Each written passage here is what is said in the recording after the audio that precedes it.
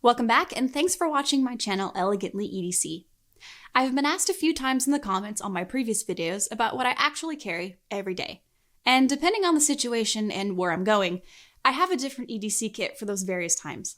For instance, my hiking EDC kit is not going to be the same as my visiting the downtown farmer's market kit. And I'm sure many of you out there are the same way, prepped for different situations with different tools. With that said, I've boiled this video down into what I pocket carry every day and why. In the future, I'll be happy to talk about the other kits that I've assembled, including my different travel kits, my adventure packs, and even some makeup items that I occasionally carry with me. But to set the scene for today's video, I'm running out of the house, maybe getting some groceries, fuel for my car, stopping by the post office, just routine things. What specifically is going into my pockets on my way out the door? Well, I start with my keys, obviously.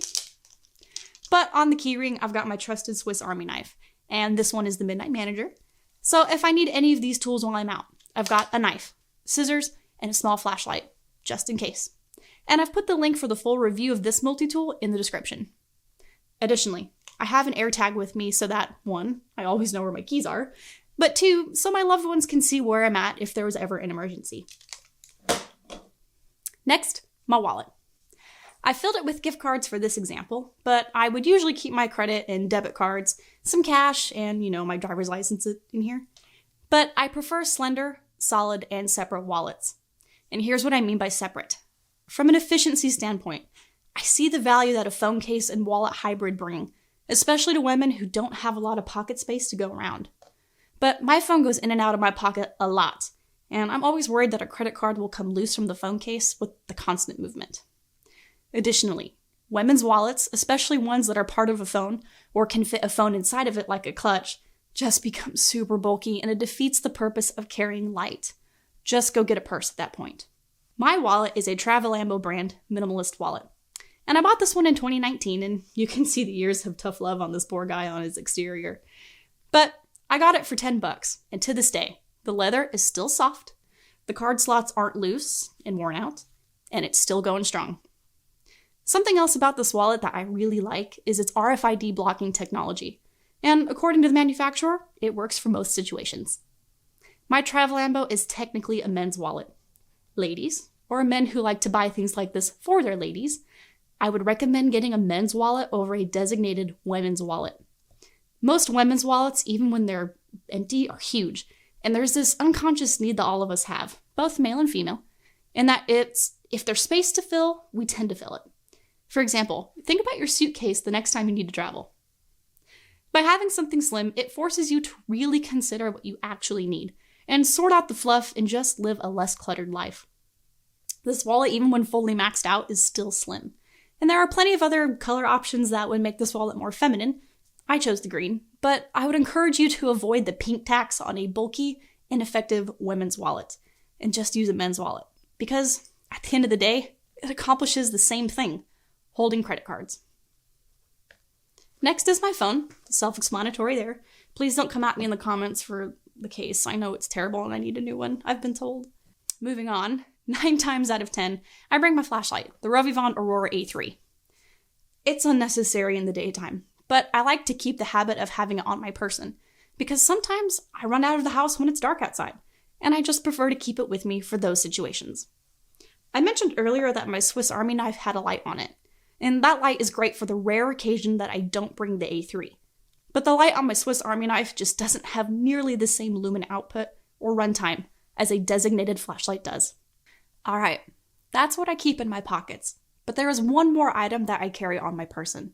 And many of you keen observers out there who have noticed that large safe on the left corner of your screen know where this is going.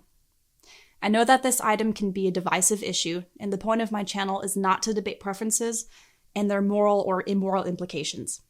I, for one, have very dear friends who fall on either side of this topic, and I don't wish to entertain heated debate on the issue on this channel. But I felt that it was important to be honest about what I carry on a daily basis. So, with that said, this is my Smith & Wesson Lady Smith 38 Special. I have all of my lawful certifications to conceal carry in my state, and I have the privilege to train with retired police officers quarterly. I like my Lady Smith because of the enclosed hammer and the smooth bodywork. meaning it will be significantly less likely to get snagged on clothing if I need to pull it from the holster. And the holster is a simple, ultra-thin Blackhawk nylon inside the pant holster, convenient for umbilical carry. So, with that out of the way, if you're not in a position to conceal carry, or perhaps you don't want to carry a firearm, I want to be fair to your situation and recommend an alternative. This is the Sabre lipstick pepper spray. It's made from the capsaicin of red peppers and has UV marking dye for suspect identification. To make this even more discreet, you can actually peel this warning sticker off. It has a maximum distance of 14 feet, but Sabre says for best results and maximum efficiency that a distance of 10 feet should do. Please check with your local and state ordinances for the legality of this item, and depending on your state's distribution laws, you can find it on Amazon or hardware stores like Home Depot for about $13. Understandably, and especially for women, EDC items can overlap into self-defense items. And I'm not an expert in self-defense topics, and that's not the point of my channel. And honestly, there are plenty of other, far better resources out there if you're looking for that kind of content. I aim to keep things more on the EDC side, so this is probably the last I'll speak of self-defense items. I'll leave you with this great piece of advice that I received from a law enforcement friend of mine.